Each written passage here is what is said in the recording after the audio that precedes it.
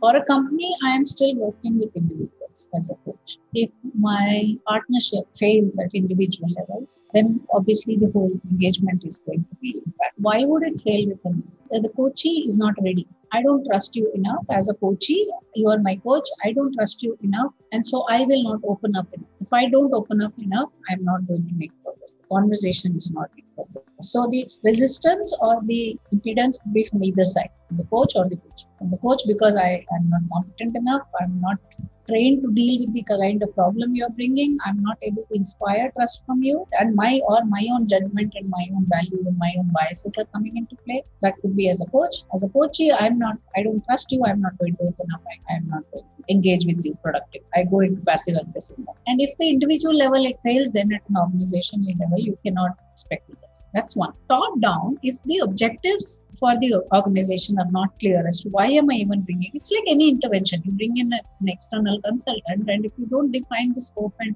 outcome that you expect clearly, then the consultant is not going to be able to perform well.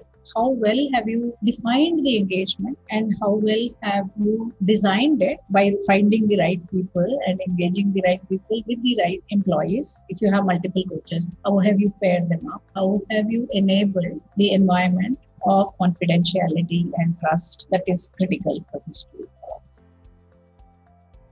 Coaching is developmental, so it may be things like I need to get better at working with stakeholders. Could be one of the objectives that this company tells me that you need to get better at doing this, only then you can grow further, or things like that. So if we can tie this to a business object, like my stakeholder management, if it gets better, then this is the better outcome I will be able to demonstrate. So if this is tied well, when I'm starting to work with a coach, then the outcome is very clear. The progress is very clear. The developmental outcome on the individual and the possible connection to a business result. But sometimes the business result may take time to materialize. So the first thing to measure would be the developmental outcome for me as an employee who is undergoing coaching. Second, the impact it has, especially if I'm a leader, I'm leading a team, then the impact it has on my team is again something that can be measured. The employee engagement, the employee retention, the attrition rate reduction, and those kind of things you should start seeing. If I'm being a better manager, then you should be able to see those impacts, right? The third is there are sometimes we get into situations where a coachee is not engaging well, or a coach and a coachee do not have that chemistry to make it work, and so the conversations are not very productive. So getting that feedback that actually this equation is working on an ongoing basis. Maybe not at the end of every session, but periodically, maybe after 2-3 sessions, to see that this equation is working and is productive would be the third way I would say that you measure the progress. And you would see otherwise indicators that the sessions would keep getting postponed, rescheduled, non-availability from one side or the other or the both. So that would be the other softer indicators you could monitor to see how the overall coaching engagement is going.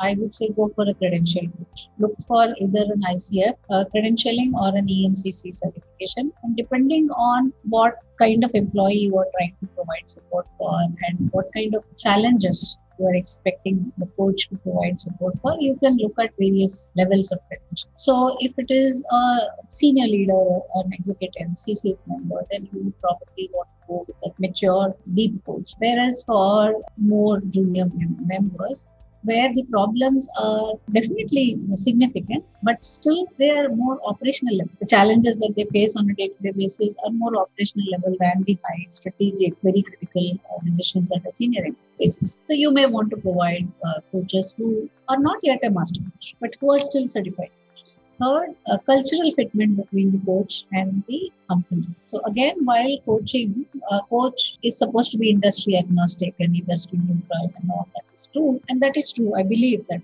is true. I work with people from various industries. But I must be able to relate to the culture of the organization. Otherwise, I will not relate to what challenge the client is bringing up, and then I may not be able to support the customer. So the sensitivity and awareness to the culture of the organization is a very key ingredient.